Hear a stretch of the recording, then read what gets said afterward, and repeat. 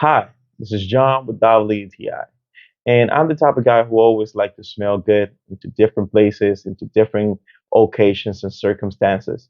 But my country is a country that's always hot.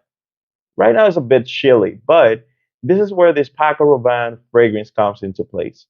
It's a citrus bomb, which is really good for when you're trying to have like situations and weathers like this. In my country, it's always hot.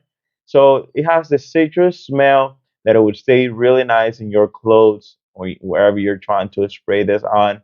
It has this lemon, it has this aquatic feeling that is gonna have like a freshing opening and it's gonna settle down really good into this citrus feeling that people could give you like a good top amount of compliments and smelling like smell fresh, you smell nice. This is like a daytime fragrance that you can wear it all day long, and it's just really versatile to wear it in this time of the year or in those circumstances, depending on where you are. So overall, great smell, does the job. So this was John with WTI, and that was my point of view.